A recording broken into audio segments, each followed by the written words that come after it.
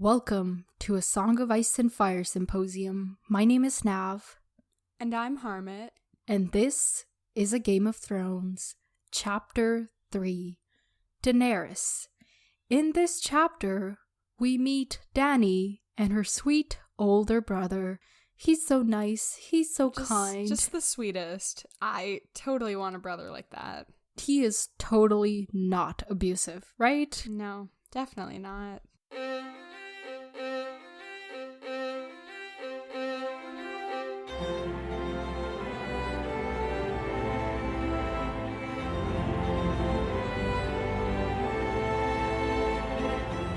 Welcome to the podcast, everyone. Thank you for tuning in. We hope you're well, and we're well, I think. Hopefully. So, Harmat, what did you think of this long-ass chapter full of weird-ass details? This chapter was gross. There was a lot of... I said gross to myself a lot. I definitely wrote that down a couple times in the physical book. I was like, this is gross. Yeah. This is disgusting. It's but, a little we got through uncomfortable. it. Yeah, but, I guess the times speak for themselves. And Also, I guess... I'm really sorry to tell you this, but it's gonna get a lot more gross. So just I've heard hang Game in of there. Thrones is like 100% R-rated, like R-rated. If there was like a rating more extreme than R, it's that. Okay, But that's that. also the show. The books are different. Okay. Yeah. Okay. So, let's get started off with the 60-second summary. Are you ready? Okay, let's do it. 3, 2, 1, go.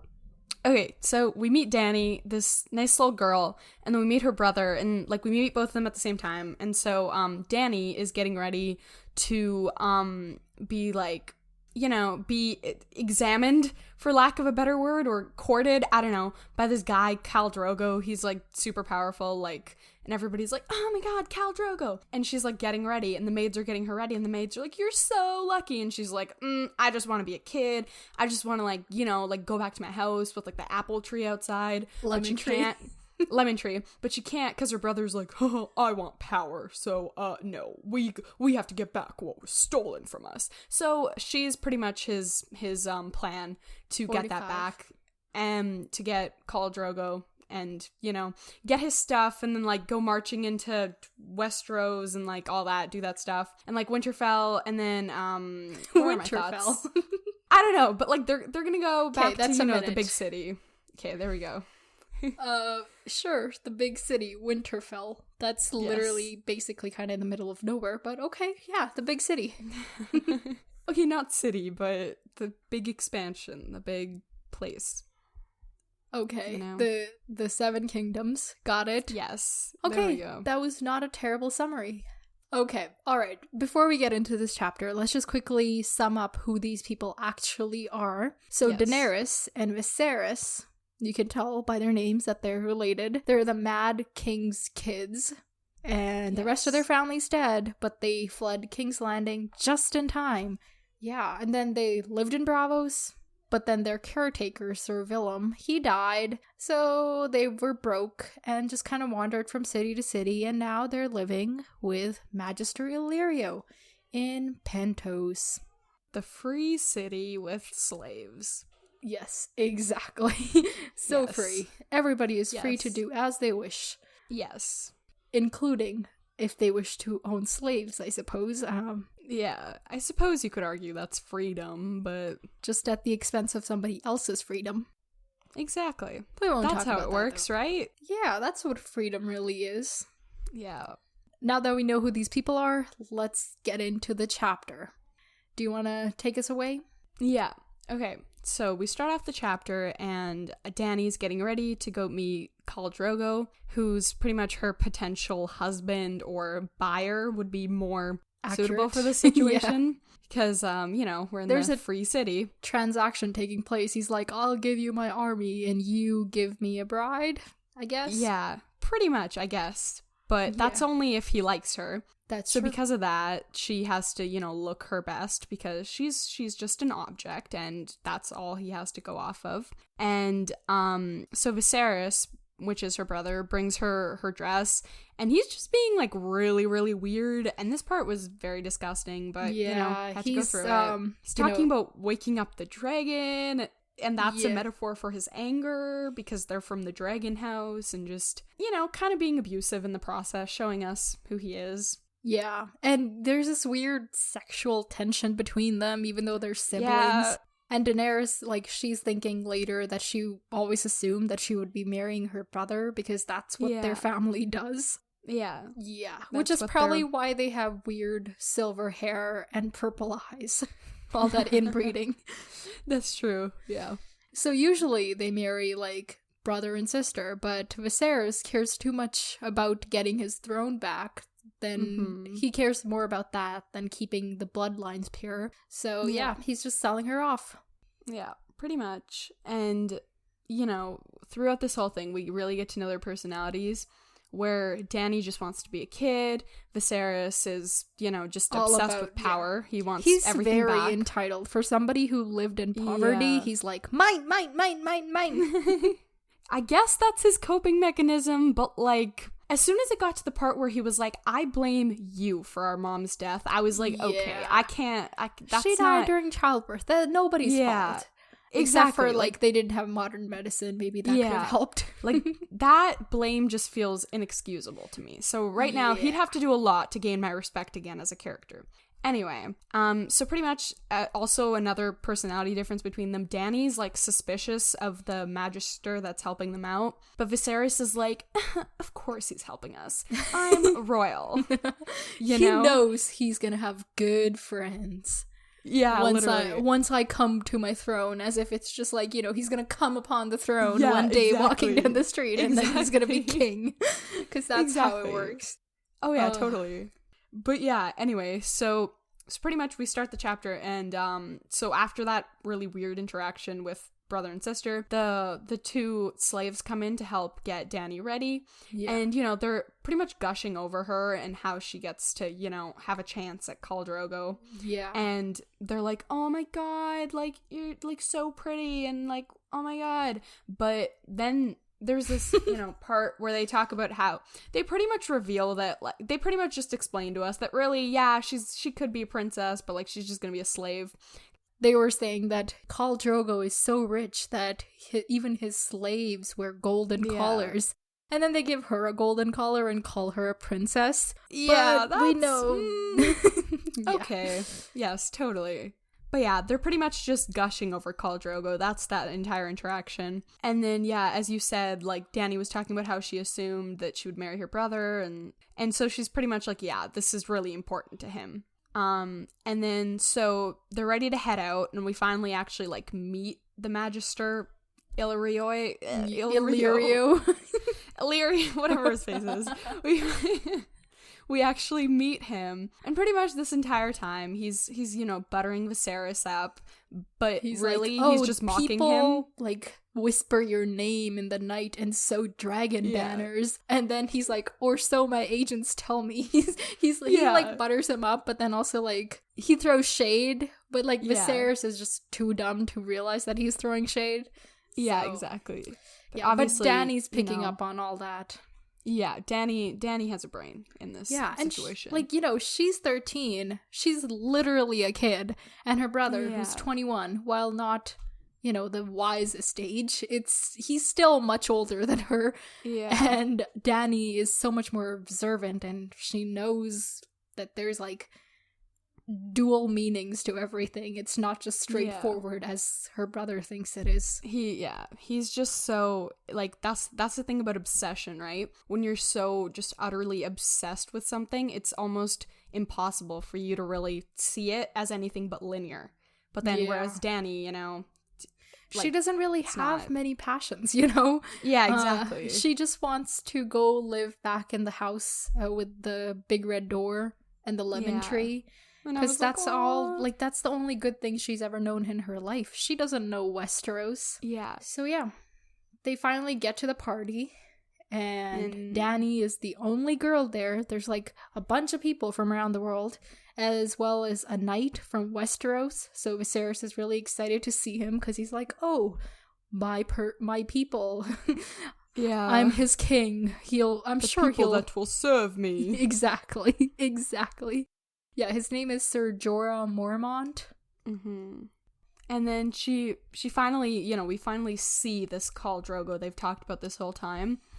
And Dany's scared because then it's revealed, like, her brother was talking to her and he's like, look at his braid. His braid is so long.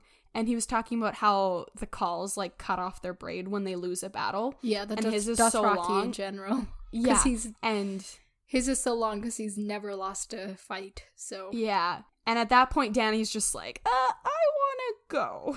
And Viserys is like, yeah, Viserys is just disgusting. And he says, and I quote, I'd let his whole Khalazar fuck you if need be, sweet sister. All 40,000 men, and their horses too, if that was what it took for me to get my army. Yeah. And at this point, I was like, what? He does not have his priorities straight. Or at least, he does, but they're just not very admirable priorities. Yeah, definitely not.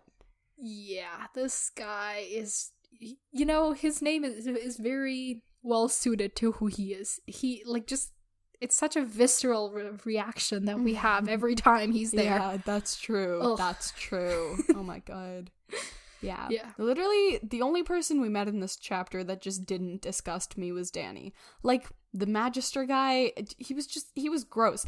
Every time the author described him, there was just some description of yellow. He was like, there was yellow teeth, yellow skin. I was like, that's so gross. Yeah. I was like, I don't want to, no, that's gross. I don't want to imagine just yellow as a person, it was just a gross chapter. Yeah. I'm just glad it's over and I don't have to read it anymore. Yeah, exactly. Okay, well, we did a good job of getting through all that. Yay. Okay, well, since that's everything for the chapter itself, what are your predictions? Do you think that this Khal Drogo is gonna like Dany? I think that he will like her, but I think there's gonna be a catch. Like he'll be like, yeah, I like her, but like, do I really, like, he'll be like, yeah, I like her, but if you want the army, you're gonna have to do something else, I want something else, not just the bride. Okay, so do you think Viserys will, meet his demands and then they'll finally get married? Or I feel like that's too easy. Okay, like, I don't think that, like, that's too easy, they have to go through more struggle to even get, like, this book's really long. They have to go through more struggle to even, like, get to Westeros. Yeah, well, for sure. If next episode they're, like, on their way to Westeros, it would be a little anticlimactic. Yeah. Yeah. It's like, okay, what's the rest of the 5 books for? Yeah, exactly. Yeah, okay, so what do you hope for Dany? Because she's just a 13-year-old girl who's kind of timid and doesn't have much power or anything, but she is a POV character, so what do you want for her? Yeah, that's true. What do I want from her? That's a good question. I feel bad for her, and I don't want to expect anything from her, because I feel like that's really unfair to her, because she has virtually no power in this situation. Don't you want her to get power? Can you think of any ways she would get power? She could run away, but I don't think anybody would take her or help her. And I don't think that she has not the guts. I don't think that she would do that. Okay. So she's just kind of our perspective into, Viserys and his getting his kingdom back. Yes, right now. But I think that obviously they're going to eventually encounter the Stark family, or what's the royal one? The Robert, or the Baratheon. Yeah, the Baratheons or the Lannisters, or I think that once we meet more people, we'll see character development there. Okay. But I don't think it's gonna happen before that. Okay, so we got a bit of a wait then. Yeah. Okay, well, that's good for predictions. I'm just gonna take a look to see if there's anything else. What about Illyrio? What do you think his intentions are? Because I think honestly, it's possible he's honestly just like he's bored and he's having fun with this buffoon. oh, but he's spending a lot of money. Yeah, he's wasting a lot of resources.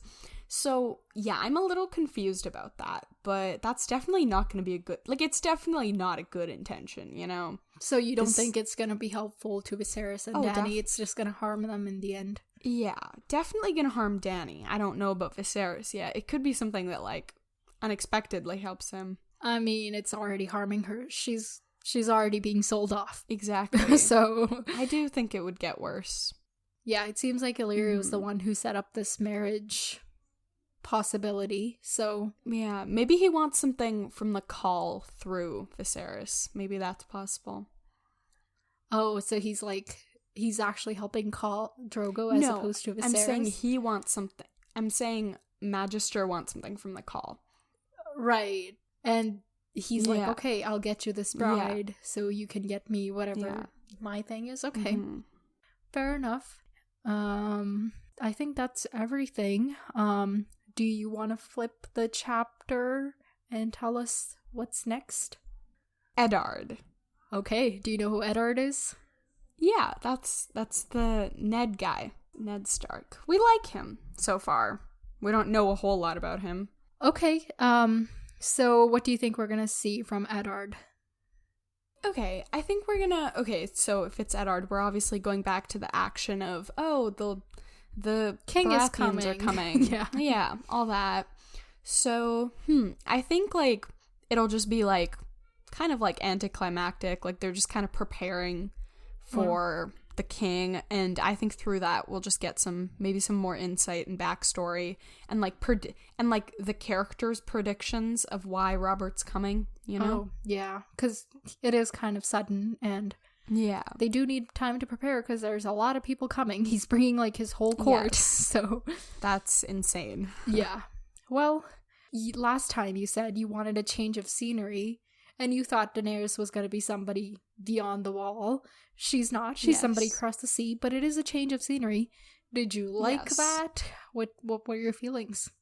I mean, it was okay. I felt bad for her so much, so I couldn't really appreciate, like, hey, we have a change of scenery. Oh. It was more just like, oh, this sucks. You know? There's gonna be a lot of that. Okay. Okay, now I just want to thank everyone for listening. We really appreciate every single one of you. If you want more from us, you can check out our website /blog on popculturesymposium.tumblr.com. We are on all sorts of social media. On Twitter, our handle is @popsymposium. On Facebook, we're @popculturesymposium, as well as on Instagram @popculturesymposium. And you can also email us at popculturesymposium@gmail.com. Yeah, so all of those links and everything is in the show notes. Check us out. We look forward to hearing from you. Until then, farewell, my friends. Talk to you later.